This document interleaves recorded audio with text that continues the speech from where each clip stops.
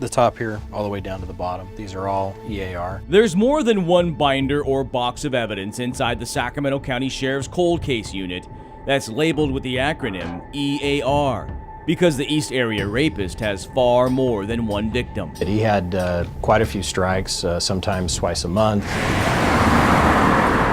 It began in June of 1976 on Paseo Drive in this Rancho Cordova neighborhood. A man, 19 to early 20s, snuck into a woman's home in the middle of the night and sexually assaulted her. 1 month later, he would go across the American River and strike again, this time raping a teenage girl in his Carmichael neighborhood. Sadly, he had only just begun. The following month, he would go back to the area of his first reported attack. This time, his victim escaped. But 6 days later, in Carmichael, as this map shows, the predator would strike again. 4 more rapes occurred in October of 1976 in Citrus Heights, Rancho Cordova, Carmichael, and Rancho again. The manhunt was on, and police sketch artists put pencil to paper. We have a number of composites that are out there that, while some are different, many of them have a lot of the same features. A white male, again 19 to early 20s. He wore blue athletic shoes, would oftentimes wear a mask, and always carry a gun, knife, or both. His method of operation was the same, getting in through an unlocked door or window, or jimmying the lock. To wake up his victims, he would shine a flashlight in their eyes as he stood at the foot of their bed. His target, women who lived alone at first. There was a point in his series where he actually switched to attacking couples. Always using brand new shoestrings, he would order his female victim to tie up her partner. Then, putting the man face down, he would stack dishes on his back and take his victim to the other room, threatening to kill her if he heard those dishes rattle. Even more chilling is an answering machine message he left for one of his victims the day after he raped her. We want to warn you, it's disturbing to say the least, but cold case detectives tell us they do believe this is the voice of the East Area Rapist.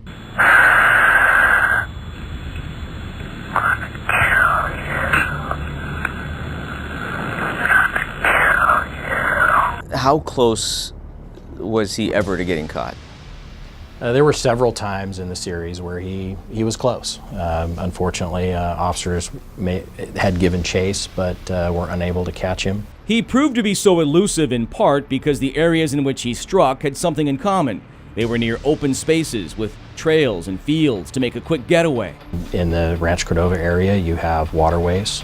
You have various ditches that lead out to the parkway, that run behind homes, things of that nature. He certainly likes that type of an area. And he also liked to, using the words from this Sacramento Bee headline, toy with investigators and his victims.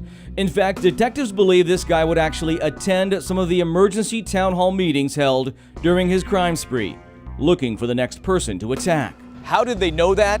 Well, at one of those meetings held here at Miraloma High School in Sacramento County, one man stood up and was especially vocal, demanding to know why this rapist hadn't been captured.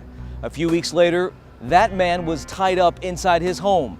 His wife was sexually assaulted, investigators believe, by the East Area Rapist, who was about to become a cold-blooded killer.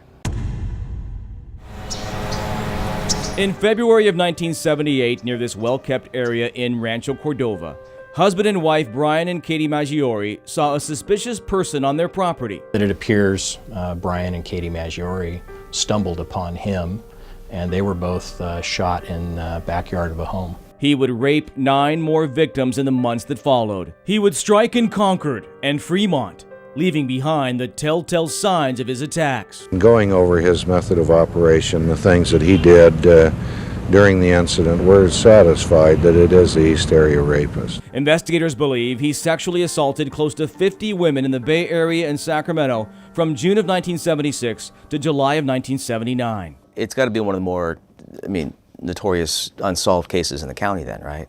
Absolutely, yeah, without a doubt. It's interesting to me that it isn't as publicized, I think, as I would expect it to be. It got more publicity when this serial rapist made his next move.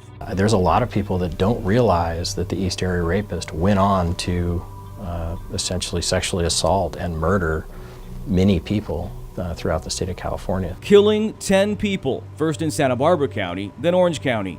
DNA evidence from those murders proved it was the same suspect who had raped so many women. So that they now know that all of those cases are linked. And all of these binders connect the dots to a trail of terror left by one of the most cold-blooded criminals ever.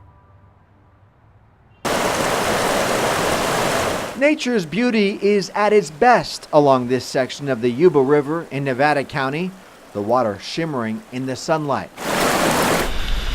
This ideal spot to find one's spiritual center turned deadly for one man who performed an unusual face-down meditation move here while submerged underwater. And there was nothing at that scene that led them to believe that it was suspicious. Nevada County Sheriff's Captain Shannon Moon says the death is unlike any she's seen before. Face-down meditation is the first one I've heard of in 27 years. Kind of blocking out the distractions of mindfulness in a face-down position underwater. Deputies say the man drowned in a section of the river that looks like this, where the water pools up and there's no strong current. The man's body was discovered by his friend, the two practicing the same meditation technique side by side. People using this river, where temperatures are colder than normal, were surprised anyone would attempt the risky move. Not very smart. If you love your life and love being here, then sometimes I think it's not worth it to kind of take big risks. The pursuit of peace of mind in a scenic spot. In this particular instance, obviously, clearly it was not safe. Don't do this. Don't do this. An extreme meditation move that may have cost one man his life. When we drove into California City, we couldn't make sense of it. Out of everywhere in the state, all 400 plus water districts, this was the place where water use went up the most. There's hardly a green lawn in sight, except at John Jarrett's, and that's fake turf. I don't think you have a single blade of real grass left. No, it's all artificial. John couldn't believe water use here in May went up, a reported 28%. Why so much? Why are they using so much more? That was our question. I don't know. I'll be honest with you, I don't know. And as we found out, that isn't the most mysterious part of California City. Look at it from above on Google Earth. It's a 200 square mile community of just 14,000 people. By land area, it's technically the third largest city in the state. But out here, there are miles and miles of empty land.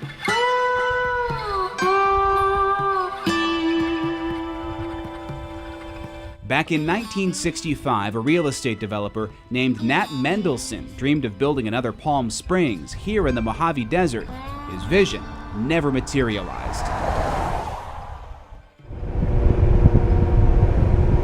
The remnants are these roads, once paved, now mostly eroded by sand, built back then for homes and businesses that never came. Street signs posted at eerily lonely intersections that literally lead nowhere.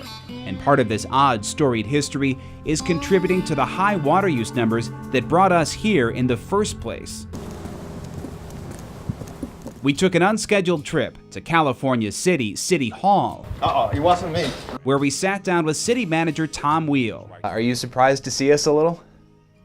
A little. I didn't realize anybody from Channel 13 would be down in our neck of the woods here. There's really no place else like this in California.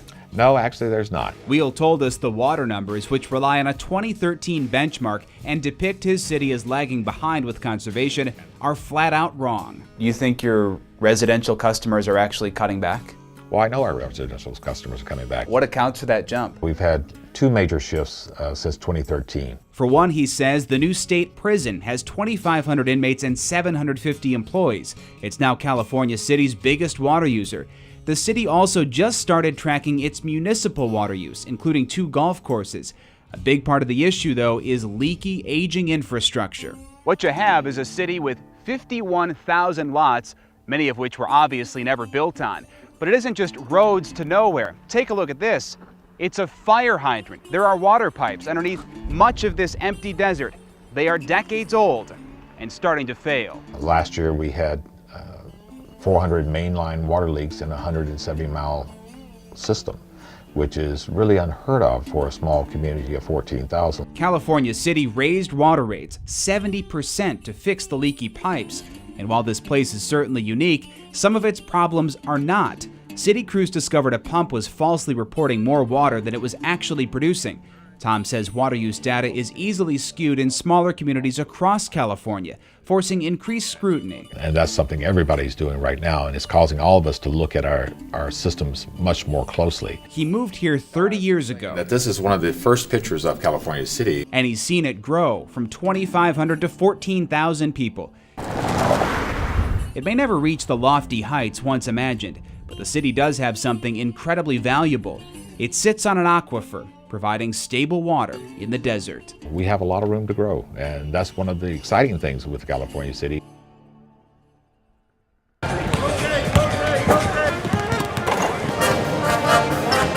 We had a little bit of time on lunch, so we heard it was free. Definitely wanted to come check out and see what the teams look like tonight.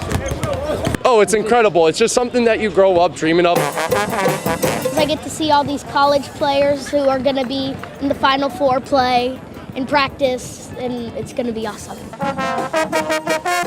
Sacramento's got a game. We're ready. We're ready.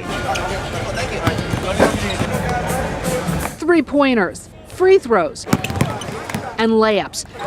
This is some of college basketball's best of the best.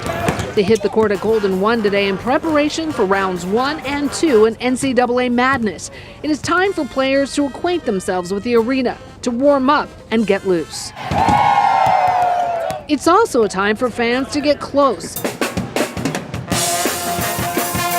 to experience the excitement for free, which for many is priceless. Round 1 tips off Friday.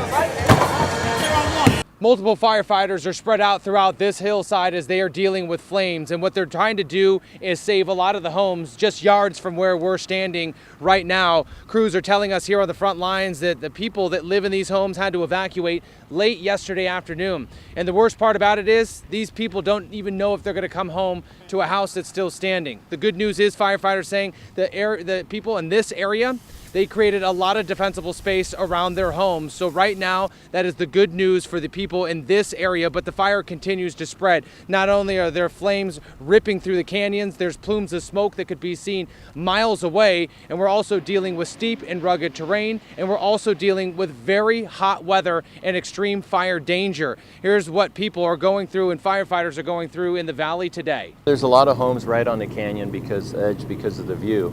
And it's just something you live with, and you just hope that everything stays safe because, lately it's been so dry. I think we're kind of numb right now, and that's why we came out this morning to see exactly, what are we dealing with here, and what are we gonna be living with in the future. Now, while crews are out on the front lines, the brains of the operation, that is the base camp, has now been set up at the Amador County Fairgrounds, where all of the crews are figuring out exactly what they do and where they send the crews throughout the day. We'll send it back to you.